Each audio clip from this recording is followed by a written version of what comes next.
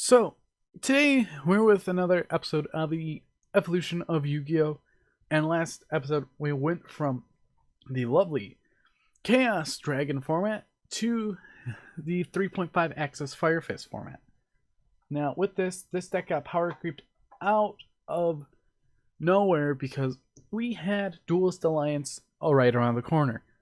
With Duelist Alliance came Shadal's, one of the decks I highly anticipated for, knowing that it was going to be coming out, as you can run it with artifacts, and you could also run Blacklisted Soldier.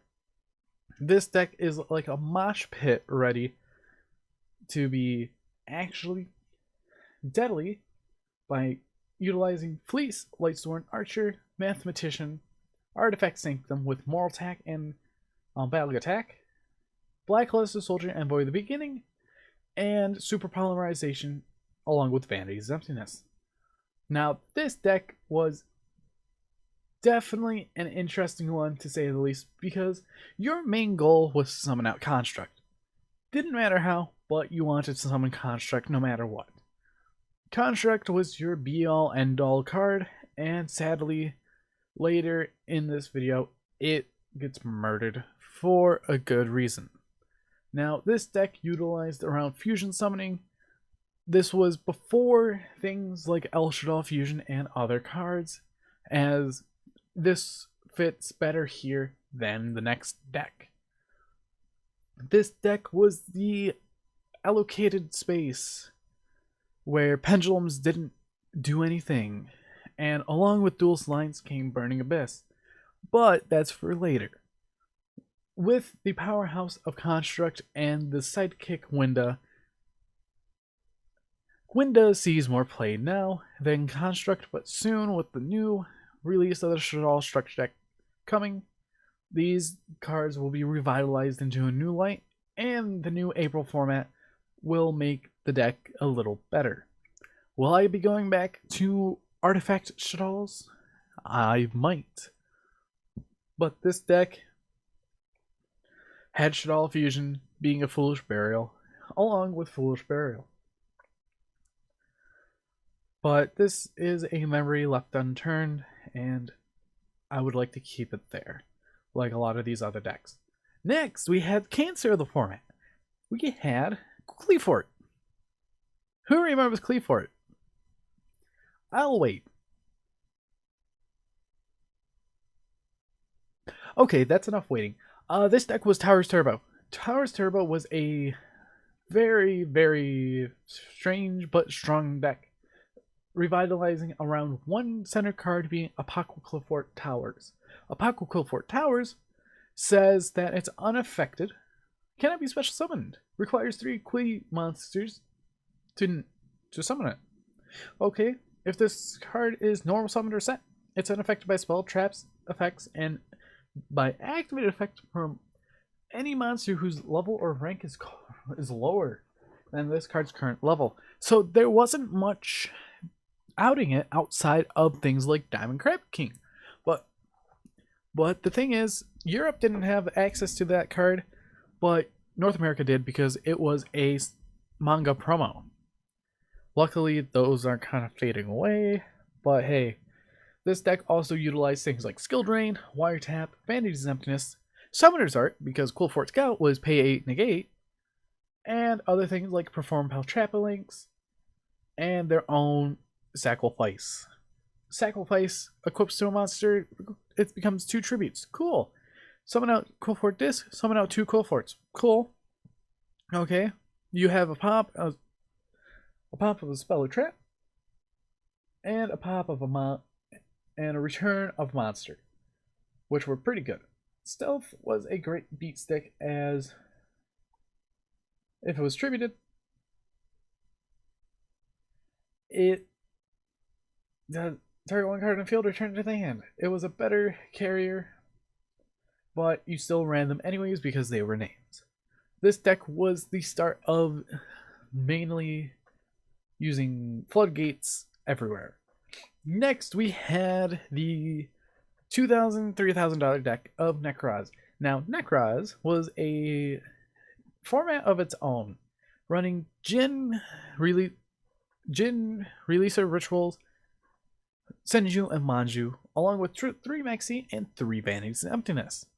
Now, this deck had a walking skill drain for extra deck monsters via Nightmare Unicorn. It also ran cards like Neckrass and Brionic, Preparation Right for those advanced searches, and, well, Book of Eclipse, because that card was great. With Neckrass and Kaleidoscope, you could send monsters from your extra deck, being Shooting Quasar Dragon, any level 8 Synchro. Star Eater at the time was a pretty good Synchro to send, and Herald of the Arclight. Herald of the Arclight was another search for a ritual card. And this deck also abused things like Lavalve Chain and Augusto Emerald, along with Gaga Cowboy. This is one of the current decks I'm anticipating to come back via Unicorn going to 2 and then 3, because, well, we have enough floodgates as it is, and Unicorn, I don't really see much happening to it, or doing much. One thing that still bothers me after these 5 years is Neckrass a Colossalist, stating you can discard this card, add 1 Neckrass spell or trap card from your deck to your hand, and in all 5 years, not a single trap card came out. So this is like my little annoyance right now with the deck, but hey, it's something that you cannot stop and we have to wait for. This deck also utilized things like Necra's Atrishula and Gungnir, preventing target and destruction prevention, and Necra's Valkyries being the own archetype draw card. The only cards that were hit out of this deck were Shrit, Brio, and Unicorn, but that was the best for what they could do. Next, we had Burning Abyss. This is the list where people did not run things like Farfa because it wasn't good yet until Beatrice came out. Now, you can go over to Farfa's channel and be like, oh my god, BA, they are okay now because Tour Guide's at 2, but that's how it was back then, 5 years ago. People ran Blacklisted Soldier because the intervention of Dante and Virgil being light, and all the Burning Abyss being dark.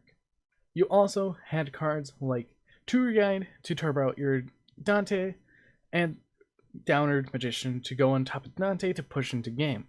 You also ran cards like Econ, Maxi, and Firelink of the Burning Abyss, only at 1, because Firelink was a niche card at the time. Allure of Darkness was still at 1, and Soul Charge was a big problem being at 1. Alongside with things like, well, as you can see, Acid Golem still there being a good big beat stick. Next, after that, we had Infernal AIDS. This deck was crazy, running 3 Monster Gate and 3 Reasoning. It's not the other way today, but the deck can still do stuff, as this deck was a Omni-Negate deck with Deviati and Onuku. Atondal was a Blacklisted Soldier for the deck, while Setsuma was a banishing. It's more of a banish, like a Chaos Sorcerer after battle. But the whole entire premise of the deck being Petrula and Harmadic being destroying spell and trap and monster respectively. And then we had Antra being a spin back deck with Decatron being a Foolish Burial. Now the whole theme of this deck was to tribute themselves to banish a card from the graveyard. That's a pretty good aspect, but it also utilized cards like Scrap Archfiend and other normal, non-effect extra deck monsters, like Gaia Knight the Force of Earth and Gem Knight Pearl. But this is like one of the decks that didn't really do much in the for pendulums, but the next list is definitely going to break him. The next list is Pepe. This is the build of Pepe I used to run.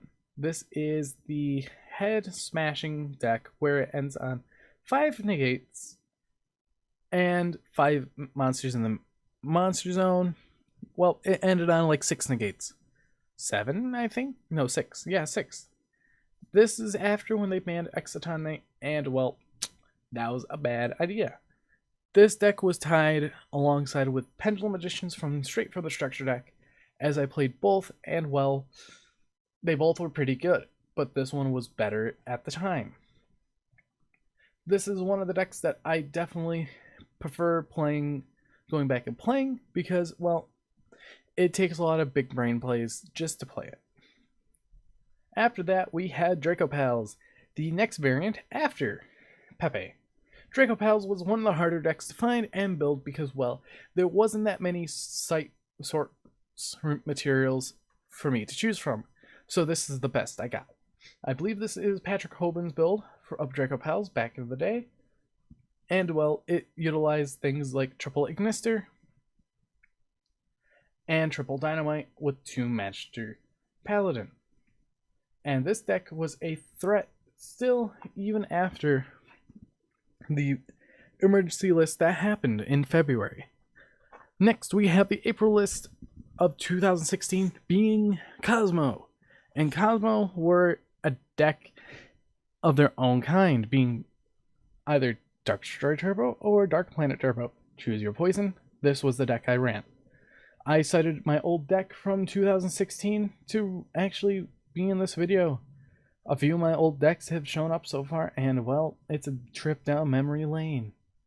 This deck was both a combo and a resource gatherer through time, as with the deck you had 2 Maxi and, well, emergency teleport at 2 to summon out your farm girl to go into your combo, ending on a tin can, and then banishing it for a Dark Destroyer, or getting a Cosmo Dark Lady in your hand. Cosmo Town was one of the best field spells that the game has ever seen, and, well, Cosmo Joe was one of the best trap removals at the time.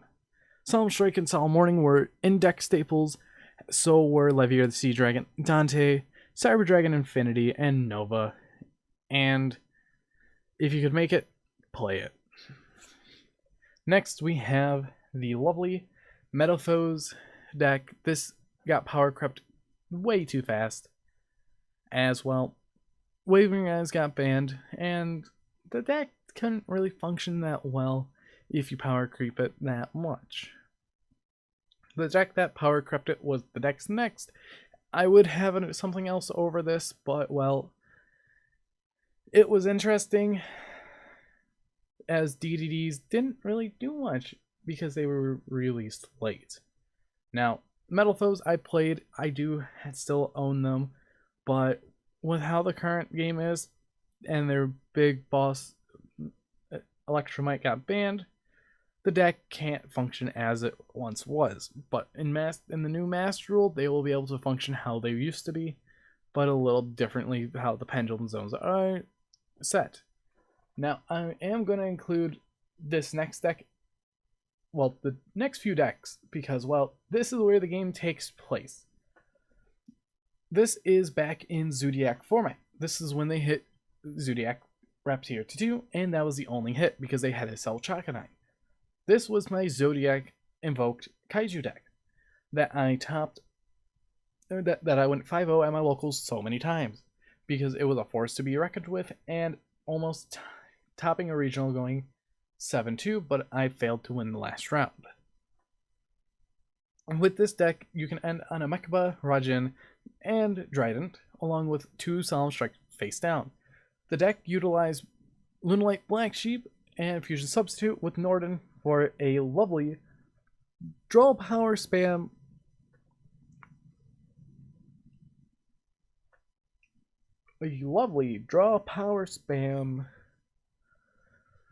board of Norden being absolute nonsense, and Norden should have been banned before this because it was the problem, blah blah blah blah.